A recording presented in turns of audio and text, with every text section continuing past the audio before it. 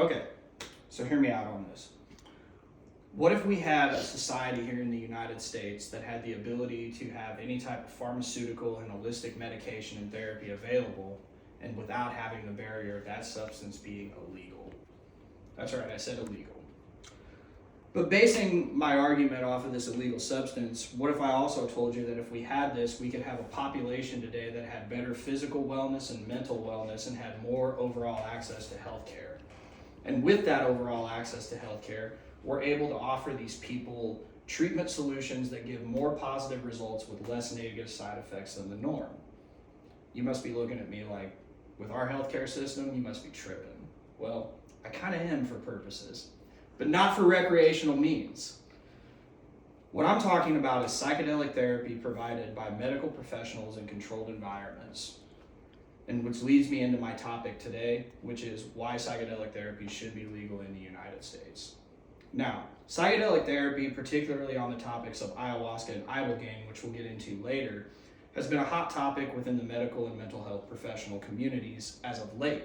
There's been a lot of testimony that's been put out, but not a lot of research. But based on the testimony, it's a broad variety of people ranging in a very diverse group. So in general, it affects our whole population. I have no research with the therapy personally, but my own studies with mental health disorders have always led me to research more holistic methods and ways that we can treat depression, anxiety, PTSD, and even traumatic brain injury.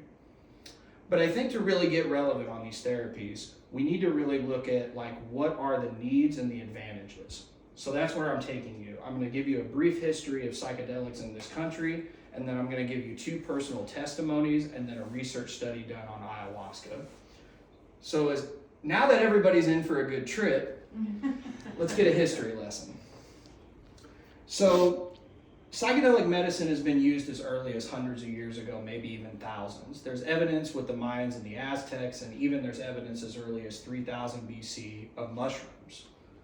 But let's keep it in the 20th century for this time period, when the evidence of psychedelics were more chemically synthesized.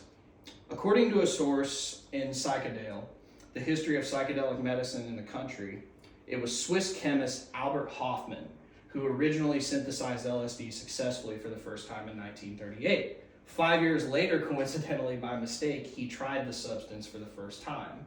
After his own experience with LSD, he devoted the rest of his life to the research and treatment regarding LSD and DMT. Another physician had 2,000 patients that were suffering from substance use disorders that he treated individually with LSD therapy. After 1 year, 40 to 45% of these participants had not experienced a relapse, which is much higher than the national average of 10 to 15. But on October 28th of 1970, Congress passed the Controlled Substances Act, which basically used all psychedelic medicine as Schedule I, which means it has a high risk of abuse and no medical efficacy, which basically meant that the sale and production of things like LSD were now illegal. Bummer, right? But don't get your hopes up, or don't get your hopes down, I'm sorry. In the modern world of medicine, we're seeing a resurgence in some of these therapies in different ways. Let's take a look at one of them personally. A gentleman by the name of Marcus Capone was a 13-year veteran of the U.S. Navy SEALs. After a 13-year career, he was medically retired. Upon his medical retirement, he began to experience a number of difficulties related directly to PTSD and traumatic brain injury. He was able to reach out to certain friends and family and get connections to where he could go out of the country to receive ibogaine therapy.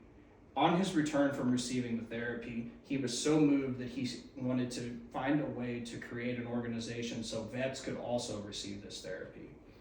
In 2019, him and his wife started the organization called VETS. In 2020, and according to their annual report, 110 participants received grant money to go through their program.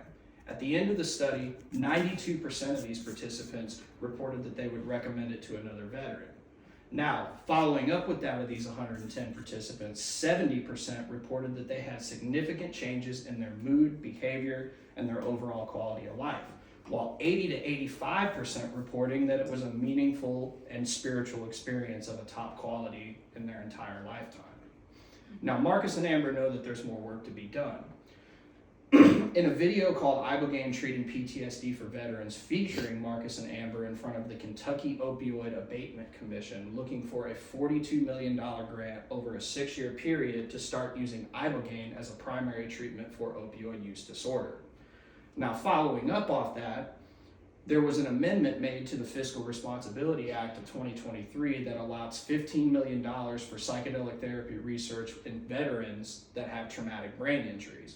And also, according to Luttrell.house.org, there is a $75 million bipartisan bill on the table for the research of psychedelic mushrooms.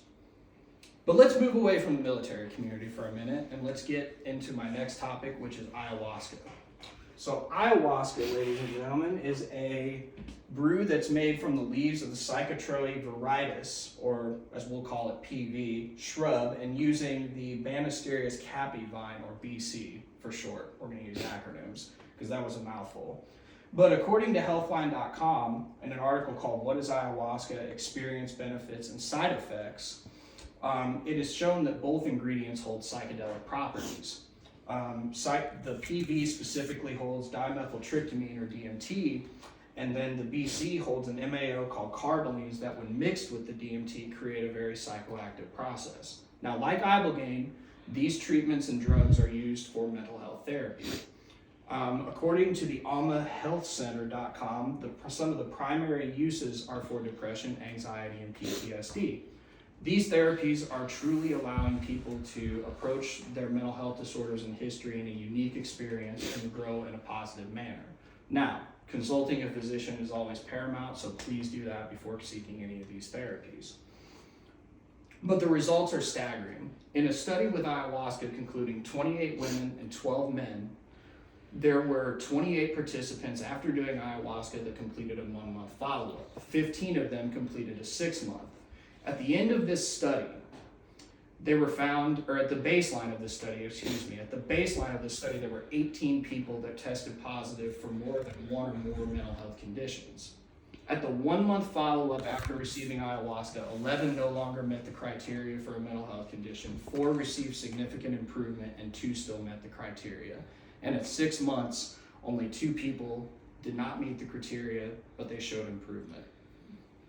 So wrapping this all around and wrapping your heads around something so unconventional in this country, I want to look at the ways that we challenge our healthcare system and the way that we view medicine and the way that we view Western medicine. We have the ability, wrapping this up through legislation and through bills, to make these treatments more widely available to not just people in the military, but to people of all. Because overall, I want you to be well. So I hope you are well, and happy holidays. Thank you.